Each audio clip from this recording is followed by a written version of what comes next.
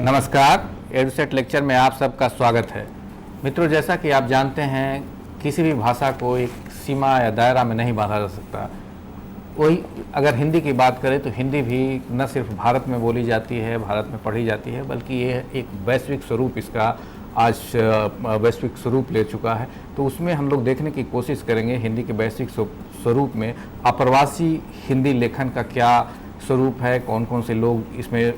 योगदान दिए हैं और किस तरह से और आगे बढ़ता जा रहा है। इन सभी बिंदुओं पर आज चर्चा होगी और चर्चा के लिए स्टूडियो में हैं प्रोफेसर देवेंद्र चौबे। आप जवाहरलाल नेहरू विश्वविद्यालय में हिंदी पढ़ाते हैं, कई पुस्तकों के रचयिता हैं और कई पत्र पत्रिकाओं में लिखते रहते हैं। दो तीन पुस्तकों का मैं नाम लेना चाहूँगा। एक पुस्तक है कहानी संग्रह कुछ समय बाद, दूसरी पुस्तक है समकालीन कहानी का समाजशास्त्र और एक और पुस्तक जो काफ़ी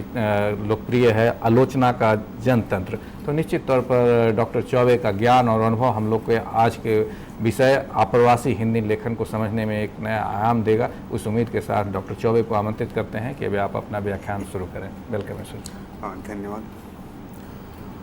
मित्रों, जिस हिंदी को लेकर के पूरे भारत में चर्चा होती रहती है, उस हिंदी का स्वरूप कितना बड़ा है उसकी थोड़ी सी आज हम उस यात्रा को समझने की कोशिश करेंगे। आप जानते हैं कि हिंदी भाषा के बारे में जब भी चर्चा होती है, कहा जाता है कि स्वाधीनता आंदोलन की भाषा रही है और स्वाधीनता आंदोलन का एक जो बड़ा साहित्य है हमारा, वो हिंदी से संबंधित रहा या हिंदी में लिखा गया है। यहाँ तक कि महात्मा गांधी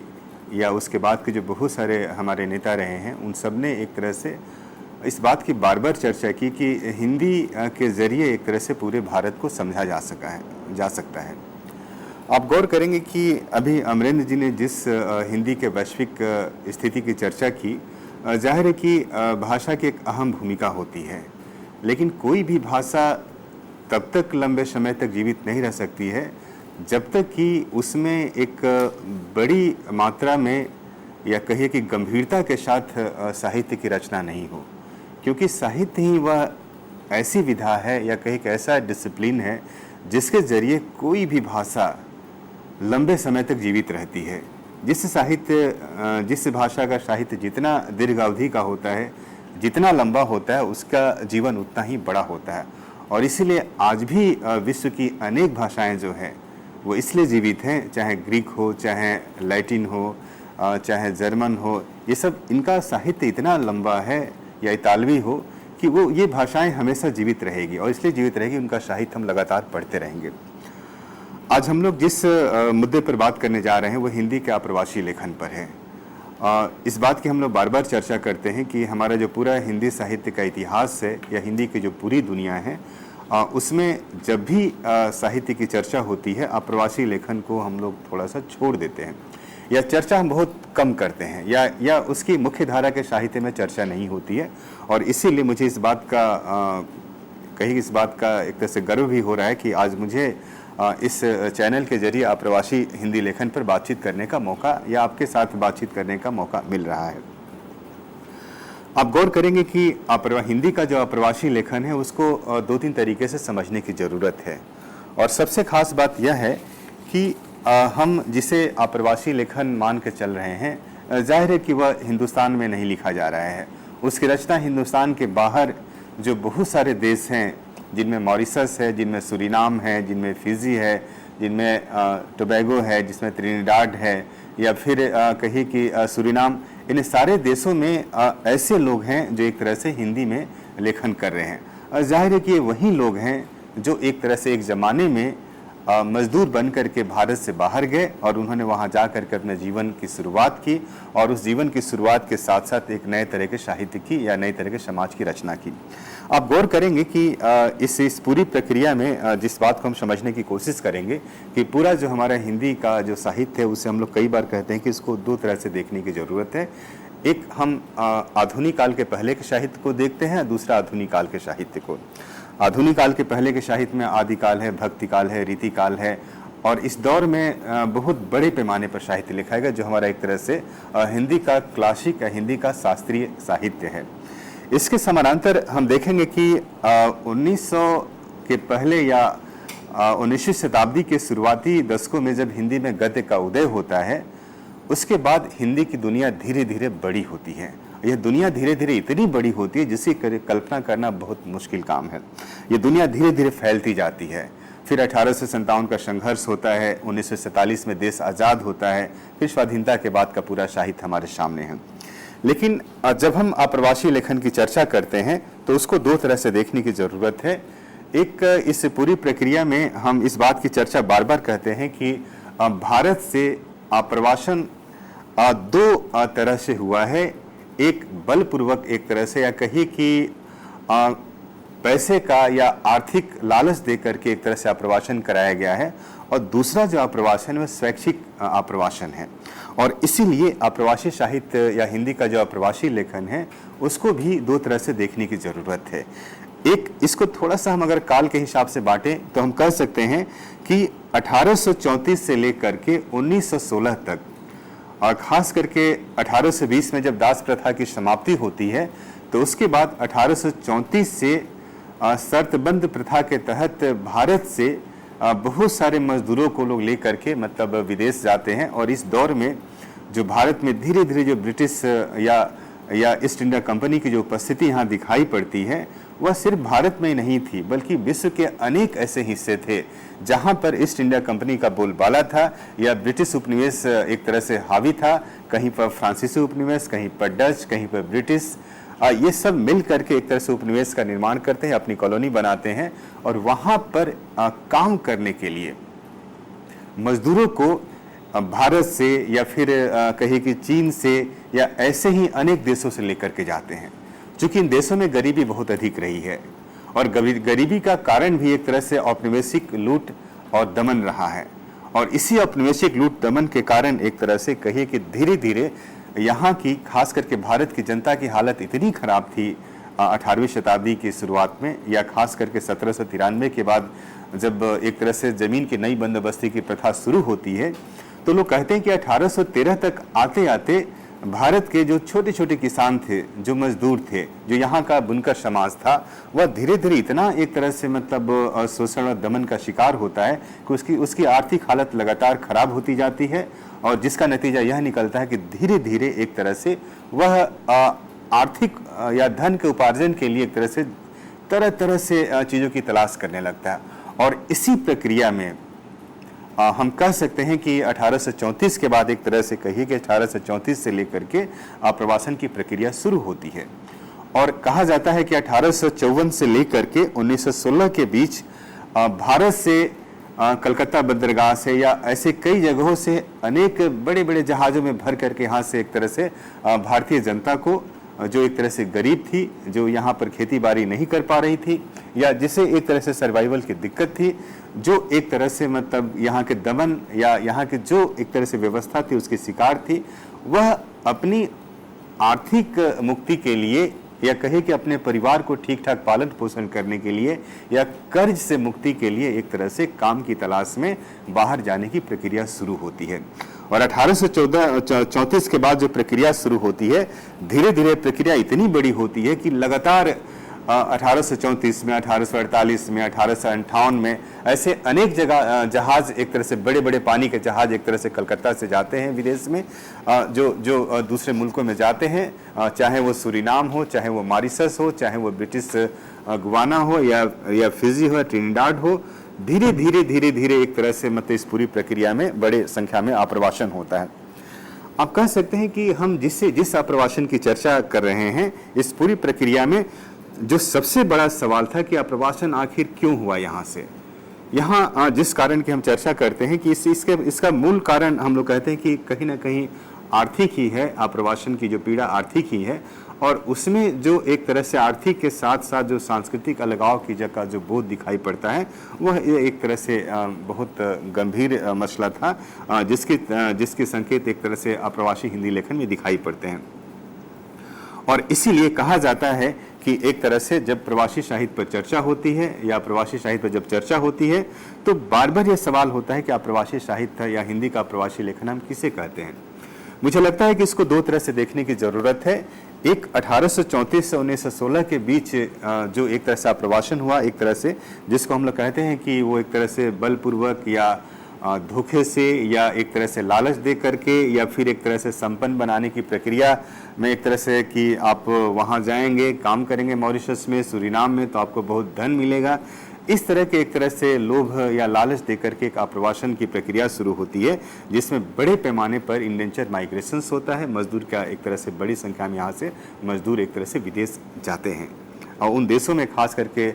सूरीनाम है या मॉरिशस है या फिजी है या त्रिनिडाड है या ब्रिटिश गुयाना है या टोबैगो है, ये सारे देशों में इनका आप्रवासन होता है। इसमें जो दूसरी जो एक तरह से मतलब आप्रवासन की जो दूसरी प्रक्रिया शुरू होती है वो 20वीं शताब्दी में होती है और इसे हम लोग कहते हैं कि भारतीय समाज का वह तबका जो पढ़ लिख करके, जो इंजीनियर है, जो डॉक्टर है, जो काफ़ी प्रशिक्षित है, यह तबका जब एक तरह से मतलब विदेश जाता है, खास करके अमेरिका जाता है, कनाडा जाता है, इंग्लैंड जाता है या नॉर्वे जाता है, ऐसे देशों में जब ये लोग जाते हैं तो वहाँ पर इनके पास अच्छी नौकरी है, लेकिन इनके साथ भी सांस्कृतिक अलगाव की पीड़ा दिखाई पड़ती है और इसीलिए इनके द्वारा भी एक लेखन की शुरुआत होती है जो एक अभिन्न तरह का लेखन है। और इसीलिए अप्रवासी जो हिंदी लेखन है उसकी दो तरह से देखने की ज़रूरत है। एक जो भारतीय जो मजदूर एक तरह से भारत से मजदूर के रूप में जो यहाँ से लोग गए और ख़ास करके 1834 से 1916 के बीच गए, उनका एक तरह से अप्रवासन बिल्कुल भिन्न किस्म का है, या उनकी पीड़ा अलग है, उनका सामाजिक संरचना बिल्कुल अलग है। और दूसरा जो 20वीं शताब्दी में जो स्वैच्छिक रूप से गए उनकी बिल्कुल अलग स्थिति है और इसीलिए इनके साहित्य पर भी अलग तरीके से बातचीत करने की ज़रूरत है। हम लोग जिस मुद्दे पर बातचीत करेंगे, जिन सवालों को लेकर के हम आगे एक तरह से साहित्य की चर्चा करेंगे, उसके केंद्र में 1834 से लेकर के 1916 के बीच जो आप्रवासन होता है भारतीय मजदूरों का, और उन मजदूरों की जो संतानें हैं, जो वंशज हैं, जिसको हम लोग भारतवंशी कहते हैं, एक तरह से उनकी तीसरी चौथी पीढ़ी जब एक तरह से पढ़ लिख करके जब एक तरह से सामने आती है तो वह अपने जीवन के या ज़िंदगी के एक तरह से दुखों का बयान करना शुरू करती है, अपने समाज का बयान करना शुरू करती है और धीरे धीरे एक तरह से उनके जहन में एक तरह से अपने सामाजिक उत्पीड़न को एक तरह से दस्तावेज के रूप में देखने की या उसको समझने की पीड़ा एक तरह से दिखाई पड़ती है। अब देखेंगे कि अगर हम थोड़ा सा इस पूरी प्रक्रिया को बांटने की कोशिश करते हैं, इस पूरे को कि अगर हम कहें कि मतलब अप्रवासी साहित्य क्या है, तो हम सीधे कह देते हैं या हम कह सकते हैं कि खासकर आप मेरे विचार जानना चाहेंगे तो मैं सीधे कहूँगा कि अप्रवासी साहित्य वह है जो भारतीय मूल के लोगों द्वारा देश के बाहर लिखा जा रहा है और भारत में एक तरह से उसकी किसी न किसी रूप में उपस्थिति दिखाई पड़ती है। और इसमें जो पहली जो एक तरह से अप्रवासी साहित्य की जो पहली धारा है, जिसे हम मुख्य धारा भी कहते हैं,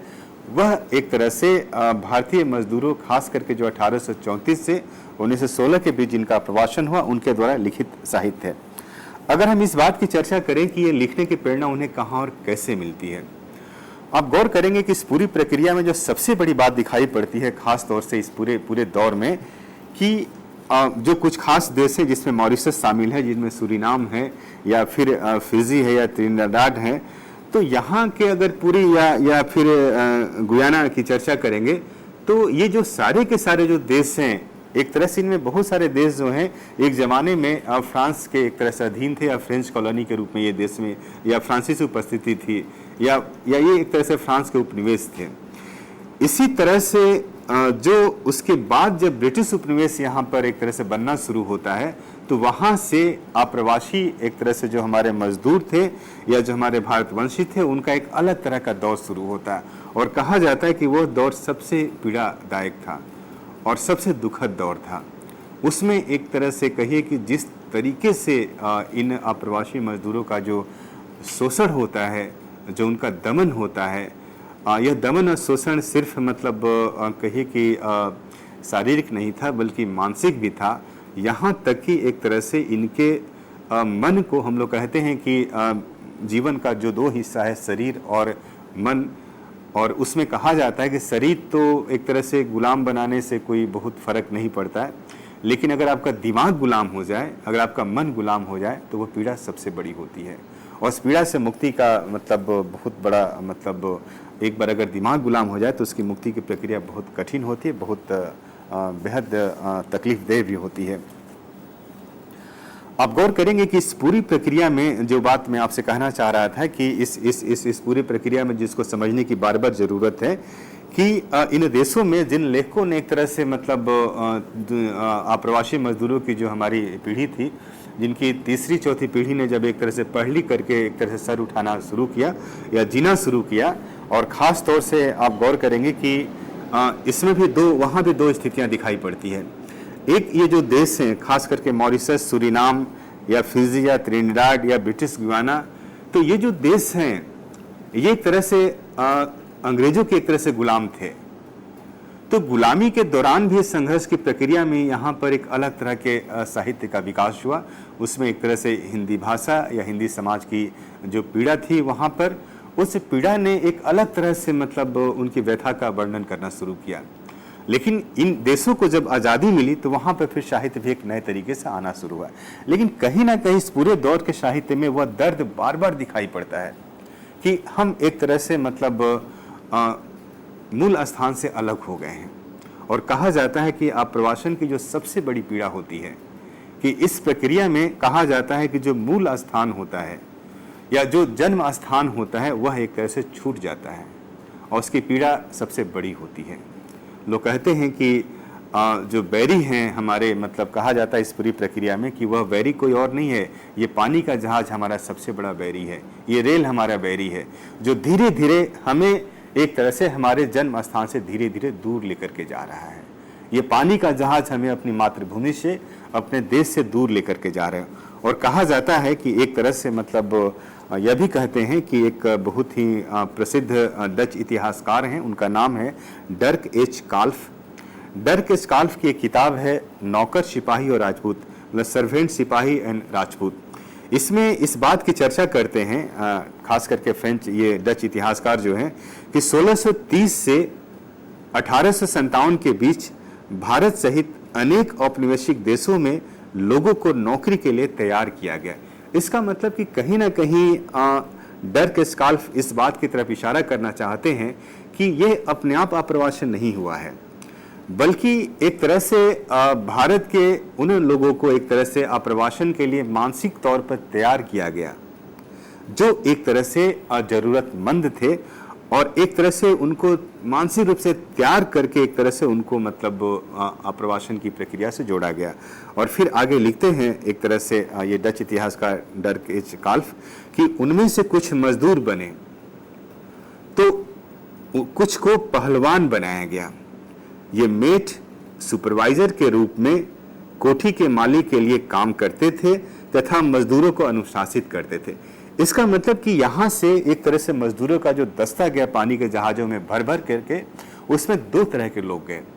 एक जो शुद्ध रूप से मजदूर थे और दूसरा एक तरह से उनमें जो कद काठी में काफ़ी मजबूत थे, उनको एक तरह से जो कोठी के मालिक थे, जो एक तरह से मजदूरों की जो खरीदारी करते थे, वहाँ पर अपने इलाके में लेकर के जाते थे, तो उन्होंने उन्हीं के बीच से उन्हें अनुशासित करने के लिए एक तरह से एक दूसरा वर्ग को तैयार किया जो पहलवान किस्म के थे। और ये जो पहलवान किस्म के थे इनको मेट कहते थे, और ये मेट एक तरह से उन मजदूरों को अनुशासित करते थे। मतलब कि कोठी के मालिक जो अंग्रेज होते थे, जिनके यहाँ ये काम करते थे, तो उनके और मजदूरों और ये मालिक के बीच एक और तबका था जो मूलतः भारतीय कहे कि इसी देश का था, जो एक तरह से पहलवान की तरह था, जो एक तरह से मेट की तरह था, जो उनको एक तरह से गवर्न करता था, उनको अनुशासित करता था। और इसीलिए जब इस पूरे आप्रवासी हिंदी लेखन को हम लोग जब पढ़ते हैं, आप्रवासी हिंदी लेखन को देखते हैं, तो इसमें ये दोनों तरह की पीड़ा दिखाई पड़ती है। पूरा जो मॉरिशस के अभिमन्यु अनंत का जो सबसे चर्चित उपन्यास लाल पसीना है, लाल पसीना में ये दोनों प्रक्रिया साथ साथ दिखाई पड़ती है कि कैसे एक तरह से अंग्रेज जो हैं भारतीयों के बीच से ही, जो भारतीय मजदूर थे उन्हीं के बीच से कुछ ऐसे लोग को निकाल करके बाहर लाते हैं, उनको तैयार करते हैं और उनको एक तरह से मेट या उनको एक तरह से सुपरवाइजर बना करके उनको अनुशासित करते हैं, उनसे मनमाना काम कराते हैं। और उस काम की प्रक्रिया में जो पूरा जो उनका उत्पीड़न होता है वो बहुत भयानक है, बहुत भयावह है। इतना भयावह है कि उसकी मुक्ति के लिए एक तरह से मतलब जो प्रक्रियाएं चली, और ख़ास तौर से कहा जाता है कि जो आंदोलन होते हैं, चाहे स्वाधीनता का आंदोलन हो, चाहे एक तरह से मुक्ति का आंदोलन हो, इस आंदोलन की जो गहरी उपस्थिति दिखाई पड़ती है। हम लोग कहते हैं इतिहास में तो सिर्फ तारीखें ही दर्ज होती हैं, लेकिन साहित्य में वे सारी चीजें दर्ज होती है जो छोटे छोटे अनुभव से जिनका निर्माण होता है। एक आदमी जो पीड़ित है, जो एक तरह से गुलाम है, वो क्या सोच रहा है, कैसे अपने को मुक्त करना चाहता है,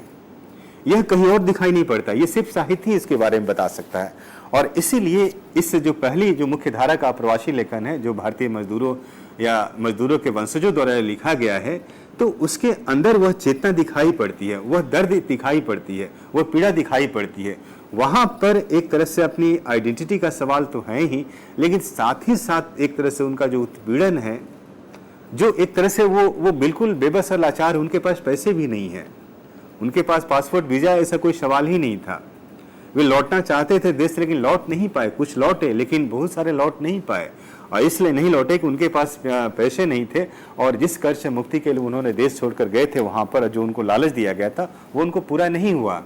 वहाँ पर बहुत सारे लोग एक तरह से बीमारी से, तकलीफ से गुजर गए, और वह तकलीफ बहुत भयावह थी, जिसका बयान इस दौर के साहित्य में दिखाई पड़ता है।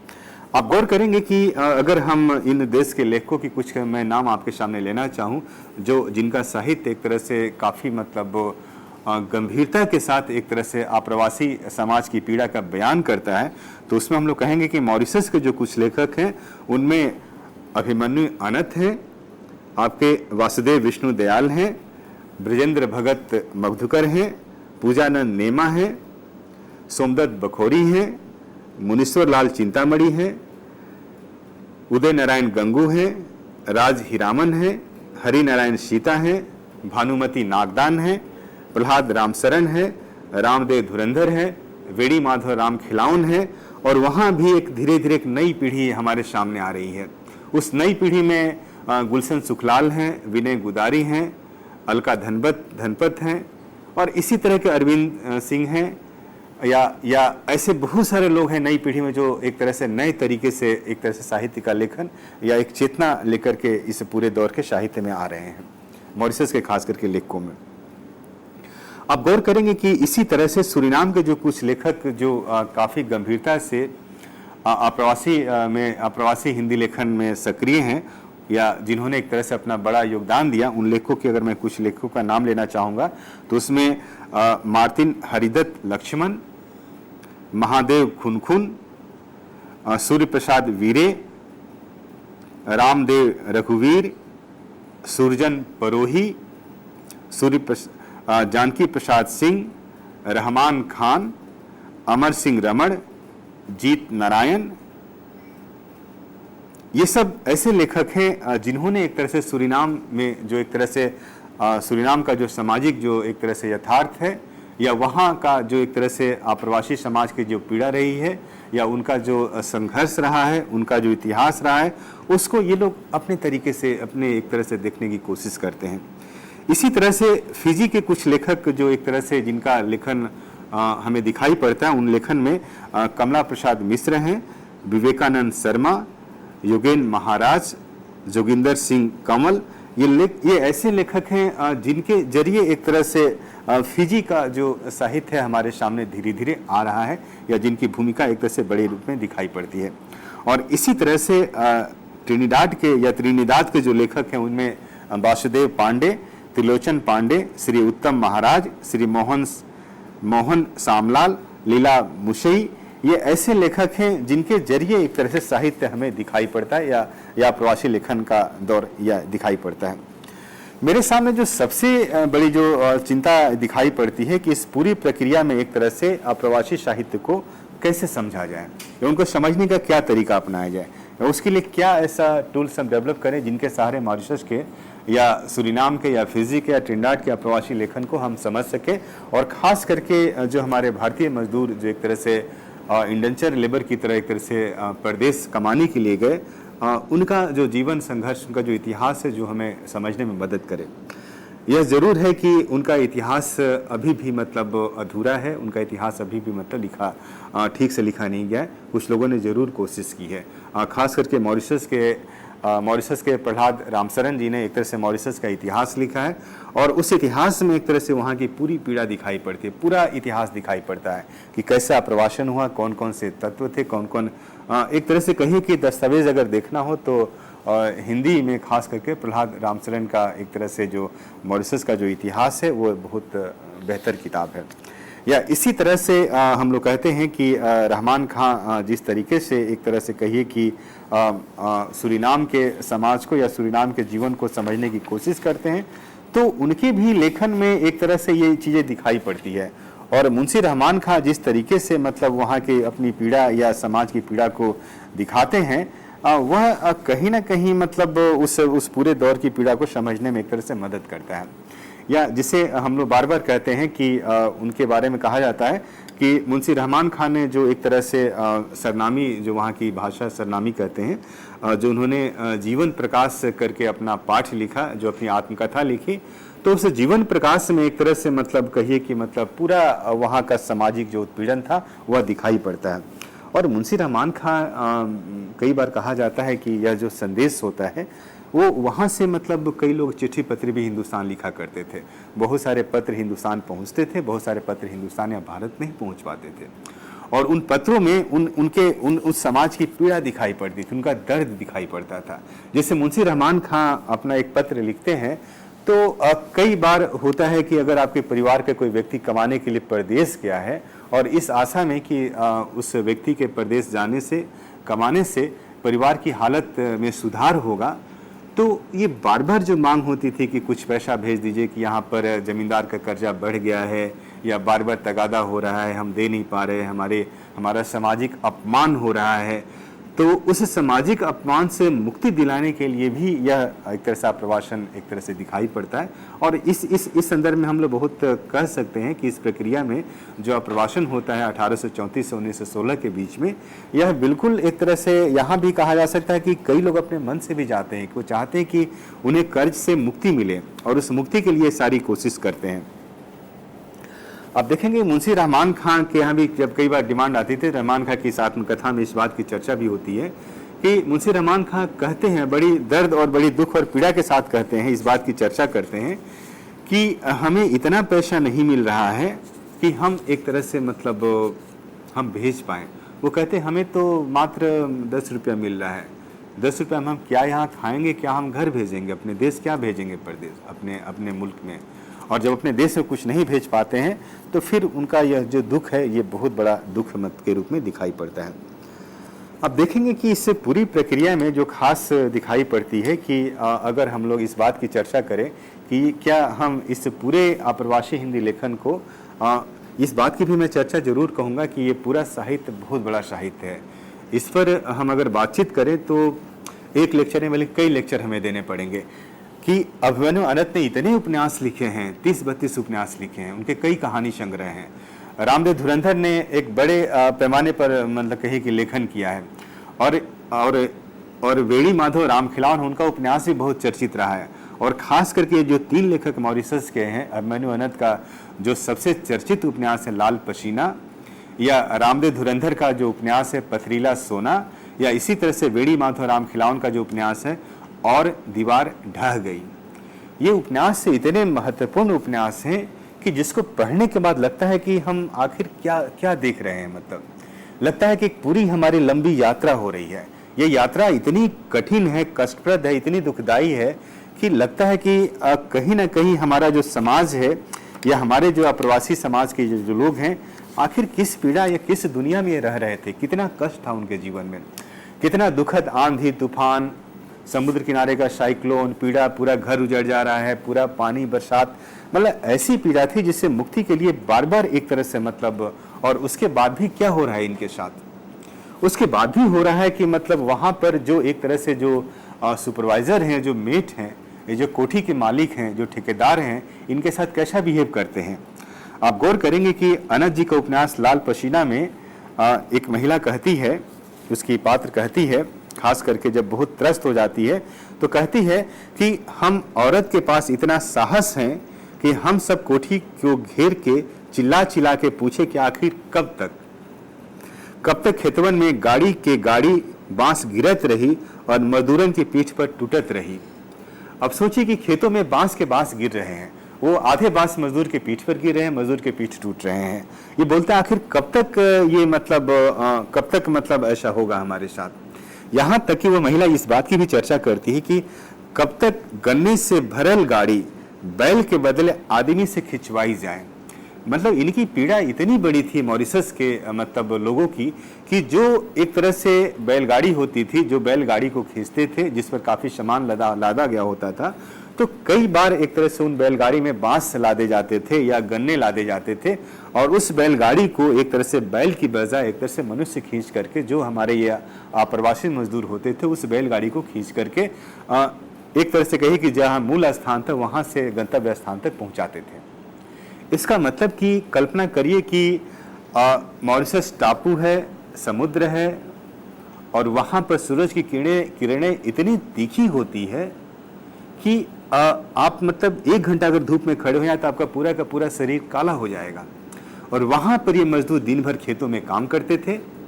और उसके अलावा भी जो सामान मतलब खेतों से जो कटाई करते थे, गन्ने का कटाई करते थे, उसको एक तरह से बैलगाड़ी में लाद करके एक तरह से वो उनके गन्ना के जो कोठ है, जो गोदाम होते थे, वहाँ तक लेकर के आते थे। ये जो भयानक पीड़ा है एक तरह से कहिए कि मतलब उसमें कहती है, वह महिला कहती है कि कब तक गन्ने से भरल गाड़ी बैल के बदले आदमी से खिंचवाई जाए। और अंत में आखिर में कहती है कि हे सूरज नारायण, हे सूरज नारायण, कब गजब गिराओगे इन जुल्म ढाने वालों पर। मतलब वो ईश्वर जो देख रहा है ऊपर से, जो सूरज लगातार देख रहा है कि कैसे इन मजदूरों पर अत्याचार हो रहा है, कैसे उनकी जिंदगी एक तरह से लगातार मतलब कठिन से कठिनतर होती जा रही है, तो उससे मुक्ति कैसे मिलेगी इनको, या उस मुक्ति का रास्ता क्या होगा, ये कैसे उससे मुक्त पाएंगे। आप गौर करेंगे कि इसी क्रम में मैं एक दो और प्रश्न की चर्चा करूंगा कि इस पूरी प्रक्रिया में जो दिखाई पड़ता है, जो कुछ वहाँ के हमारे जो बहुत सारे जो जैसे उत्तम विष्णु दयाल वहाँ के बहुत मतलब बड़े लेखक रहे हैं, प्रवासी लेखक में, उनका एक नाटक है उनका नौसेरा यात्री। इस नौसेरा यात्री में जब बहस होती, जब एक तरह से काफ़ी चर्चा हो रही है, तो इसके आखिरी हिस्से में का एक हिस्सा मैं पढ़ूंगा तो उसे और पता चलेगा कि ये जो हमारे अप्रवासी मजदूर थे और इन मजदूरों के जो तीसरी चौथी जो पीढ़ी थी, जिन्होंने जब अपने बारे में लिखना शुरू किया, अपने इतिहास को कुरेदना शुरू किया, तो उस इतिहास में भारत की सांस्कृतिक विरासत भी थी, यहाँ का एक तरह से पीड़ाजनक उत्पीड़ित समाज का जो दर्द था वह भी दिखाई पड़ता है। और वहाँ पर जाकर के, प्रदेश जाकर के, मॉरिशस में, सूरीनाम जाकर के जो एक तरह से एक अलग तरह की पीड़ा भोगते हैं ये, तो उस पीड़ा को भी दिखाने की कोशिश करते हैं। और उत्तम विष्णु दयाल ने नौसेरा यात्री में इस हिस्से में लिखा है कि यही उन बंदियों की जलती कहानी है जिन्हें आज हम भूल गए हैं। पुरखों ने अपनी माँ और बहनों तथा अपनी संस्कृति के लिए हंसते हंसते अपनी जान गंवा दी। मातृभाषा की रक्षा करते करते वे अनंत के राही हुए, पर हमारे बीच आज भी उनके लाए हुए ग्रंथ वेद, महाभारत, रामचरितमानस, भगवत गीता, कुरान आदि हमें उनकी याद दिला रही है। जिन लोगों ने अपने खून बहाकर हमारी संस्कृति और भाषा की लाज रखी, क्या उन देवशम वीरों को हम भूल जाएं? तो एक पात्र कहता, किशन, नहीं भूलेंगे हम। जिन पुरखों ने इस देश को स्वर्ण बनाया, अभी कोड़ों की जख्म से आवाज आ रही है, हमें जाने दो, हमें स्वतंत्र होकर सांस लेने दो। तो यह जो दर्द की जो पीड़ा है, जो बार बार दिखाई पड़ती है, वो कहते हैं ये लोग बार बार कि पानी के बदले जिन लोगों ने आंसू पीकर कभी हारे नहीं, उन्हीं के चरण में अर्पित है तुच्छ कृति मेरी। तो जो इन लोगों ने उससे पीड़ा का बयान करना शुरू किया, मॉरिशस के लोगों ने या सूरीनाम के लोगों ने, तो पीड़ा बहुत बड़ी पीड़ा थी, उसका कोई अंत नहीं है, उसका कोई मतलब अंदाजा आप नहीं लगा सकते। और इसीलिए उस मॉरिशस के जो बहुत सारे जो लोकगीत हैं या सूरीनाम के जो लोकगीत हैं, उन लोकगीतों में जब आप देखेंगे तो वहाँ उन लोकगीतों में आपको बार बार वहाँ की पीड़ा दिखाई पड़ेगी। और एक तरह से उस पीड़ा इतनी बड़ी है कि जिसके बारे में हम ये भी कह सकते हैं कि उन लोकगीतों में दोनों तरह की चेतना दिखाई पड़ती है। एक जो एक तरह से उनका जो छोटा मोटा परिवार था सूरीनाम में या जो मॉरिशस में या फिजी में, और उसी तरह से जो आपसी जो संबंध थे उनके, उसको कैसे वो लोग मतलब दिखाते थे। जैसे एक त्रिनिदाद का एक लोकगीत है, उसमें जब आपस में जब बातचीत होती है, आपस में जब मतलब होता है, तो वहाँ पर उस लोकगीत में का जो हिस्सा मैं आपके सामने रखूंगा, उससे थोड़ा सा अंदाज होगा कि कैसे वहाँ पर पारिवारिक माहौल है, कैसे परिवार एक तरह से उससे परिवार भी है, परिवार में कुछ ऐसे सिंबल्स आते हैं जो एक तरह से आपके देसीय आइडेंटिटी को या देसीय चेतना को भी एक तरह से पहचान को बताने की कोशिश करते हैं। जैसे सुनिएगा, भोजी मोरी गंगा नहाई आई रे, नैन लागी जैसे प्याला शराब का कहें भौजी तोहर शबाब का, रस की गगरिया छलकाई आई रे, भौजी मोरी गंगा नहाई आई। अब यहाँ पर एक तरह से जो पूरा डायस्पोरिक राइटिंग का एक जो पक्ष है कि जो मजदूर दिन भर मेहनत करते थे और थक के चूर हो जाते थे, तो जाहिर है कि उनके जीवन में कुछ मतलब जीवन को ठीक ठाक चलाने के लिए जाहिर है कि वो जो फ्रेंच कॉलोनी थी या जो ब्रिटिश कॉलोनी थी वो शराब पीते थे और शराब पी करके फिर अपने गम को भुलाते थे। लेकिन उसी क्रम में जो जीवन को एक तरह समझने की कोशिश करते थे, वह जीवन का बहुत मतलब अलग कष्टप्रद होता था, बहुत मतलब बेचैन कर देने वाला होता था, जिसको हम लोग बार बार कहते हैं कि वो बेचैनी बार बार इस पूरे आप्रवासी लेखन या इस आप्रवासी साहित्य में दिखाई पड़ती है। और इसीलिए एक तरह से कहिए कि इस पूरे दौर में खास करके जब दूसरा दौर हम दिखाई पड़ता है, एक तो पहला है कि जैसे परिवार का माहौल है, लेकिन जो दूसरा हिस्सा है एक फिजी का मैं एक लोकगीत आपके सामने कुछ हिस्सा रखूंगा, उसमें आपको आप्रवासन की वास्तविक पीड़ा दिखाई पड़ेगी। आखिर क्या इनकी तकलीफ थी, क्या पीड़ा थी, मतलब जिसको एक तरह से ये हमारे आप्रवासी लेखन में जिसको दस्तावेजीकरण करने की कोशिश वहाँ के लेखक कर रहे थे। आप गौर करेंगे ये पूरा जो लोकगीत है वहाँ का या पूरा जो लोक में मौजूद जो फिजी में जो दिखाई पड़ता है, उसको पढ़ के लगता है कि ये सिर्फ छोटा सा लोकगीत नहीं है, बल्कि इस लोकगीत में पूरी एक तरह से जो आप्रवासन का जो यात्रा है, यात्रा कहाँ से शुरू होती है, कहाँ पहुँचती है और कैसे पहुँचती है, वो पूरा दिखाने की कोशिश करते हैं। जैसे विपत झिनकी के सुन के दैया, साहिब है बड़ा पिटैया, है अपना सरदास जुगलखोर, बैरन है राम दैया। अब इसे पूरा बताते हैं मालिक और मजदूर का रिश्ता क्या है, और कहा जाता है कि सत्ता और जनता का जो रिश्ता होता है वो हमेशा एक तरह से एक पक्ष और प्रतिपक्ष का होता है। आगे लिखते हैं, फरंगिया के रजुआ माँ छूटा मोर देसवा हो, गोरी सरकार चली चाल रे विदेशिया, भूली हमें देख अरकारी भरमाया हो, कलकत्ता पार जाओ 5 साल रे विदेशिया, डिपुआ में लाए पकड़े कगदुआ हो, अंगूठवा लगाए दिन हारे रे विदेशिया, पाल के जहजुआ माँ रोए धोए बैठे हो, जियारा डराए घट नहीं आए हो, बीते दिन कई मैं मास रे विदेशिया, आई घाट देखा जब फिजिया के टपुआ हो, भया मन हमारा उदास रे विदेशिया, कुदरी कुरावल दीना हथुआ माँ हमरे हो, धाम माँ पसीनवा बहाय रे विदेशिया, सैनवा माँ तरास जब दवे कुलम्बरा हो, मार मार हुकुम चलाए रे विदेशिया, काली कोठरिया माँ बीते नहीं रतिया हो, किसके बताई हम पीर रे विदेशिया, दिन रात बीती हमारे दुख में डमरिया हो, सुख सब नोनुआ के नीर रे विदेशिया। अब देखिए बता रहे हैं इस लोकगीत में इस बात का नरेशन या आख्यान दिखाई पड़ता है कि कैसे एक तरह से डरा करके धमका करके, जो आपसे मैं कह रहा था कि आप्रवासन की 2 स्थितियां रही है, एक 1834 से 1916 के बीच जो आप्रवासन हुआ वो एक तरह से बलपूर्वक हुआ और दबाव बना करके हुआ, और 20वीं शताब्दी का आप्रवासन जो बिल्कुल स्वैच्छिक दिखाई पड़ता है। इस लोकगीत में आप गौर करेंगे कि दिखाई दे रहा है कैसे उनको जबरदस्ती पकड़ के गांव से उनको कलकत्ता लाया गया डिपो पर, वहां से पानी के जहाज में बैठाया गया और फिर बड़ी लंबी यात्रा करके फिजी पहुंचे। और जब फिजी पहुंचे और वहाँ के टापू को जब देखा तो टापू को देख करके सारे लोग उदास हो गए, क्या हमें अब यहीं रहना पड़ेगा, यही वो देश है जहाँ हमें कमाने के लिए लाया गया है। और फिर पता चला कि दिन रात काम कर रहे हैं, पसीना टपक रहा है, टप टप पसीना टपक रहा है देश से। और फिर जो उनको घर दिया जाता था रहने के लिए, वो काली कोठरिया में बीते नहीं रतिया हो, वो काली कोठरी होती थी छोटी सी, मतलब 8 बाई 10 की होती थी, जिसमें आप सोएं और फिर लेटे लेटे बाहर निकले। मॉरिशस या सूरीनाम में तो इतनी छोटी छोटी कोठरी होती, जिसको हम लोग कहते हैं कि आज के ज़माने में जिसको आप लोग जेल में सेल कहते हैं, उसी तरह की स्थिति होती थी। और या फिर झोपड़ी वो डालते थे, कच्ची झोपड़ी, या जो आंधी तूफान आता था उसमें उड़ जाती थी सारी झोपड़ी। और फिर कहते हैं कि उसी में हम दिन रात बिता रहे हैं, और कहते हैं कि हमारी मुक्ति कैसे होगी उसका कोई आशा नहीं है, कोई एक तरह से आशा की किरण नहीं दिखाई दे रही है। और इसीलिए ये कहते हैं, जो मूल बात मैं आपसे कह रहा था कि आखिर इस आप्रवासन का के पूरे इसको हम कैसे समझने की कोशिश करेंगे। कहा जाता है कि इस आप्रवासी साहित्य लेखन का जो पूरा मसला है वह 2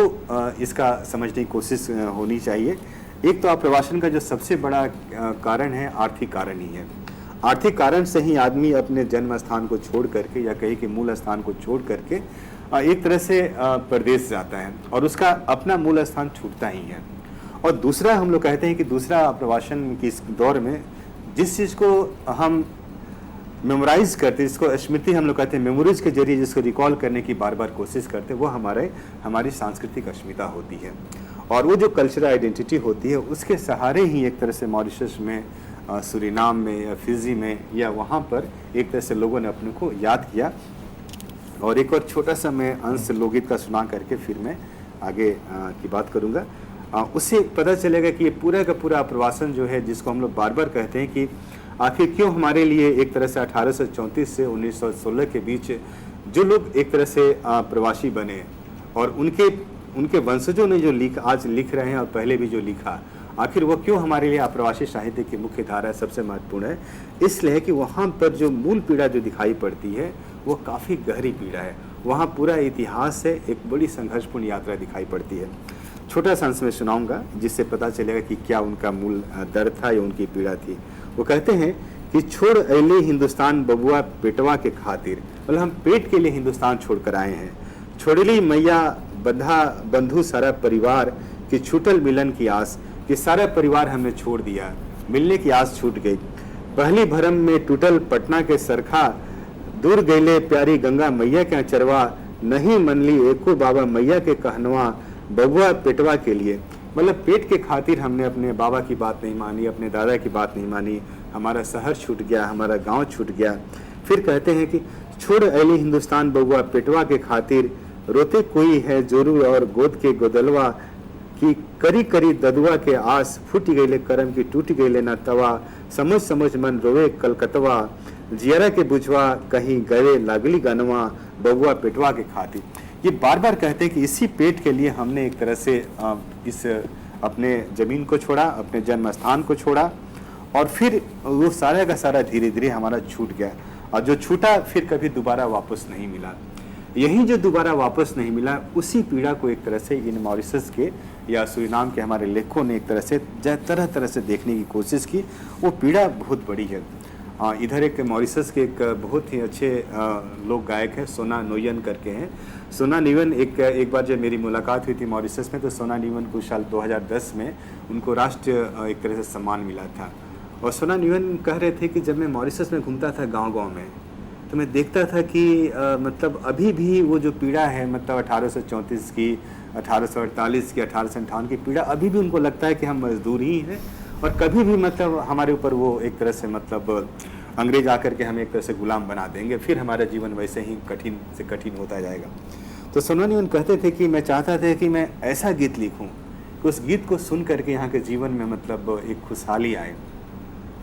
और सोना निवन ने कहा कि जो दूसरी पीड़ा है, जो मॉरिशस के जो लोकगीत में जो दूसरी चीज़ दिखाई पड़ रही है कि वहाँ भी एक तरह से मतलब मॉरिशस में, सूरीनाम या फिजी में लोग अब मॉरिशस में जो अपने बच्चों को जिन्होंने पढ़ाया, बच्चे पढ़ करके अब अमेरिका चले गए, अब वो इंग्लैंड चले गए, फ्रांस चले गए और फिर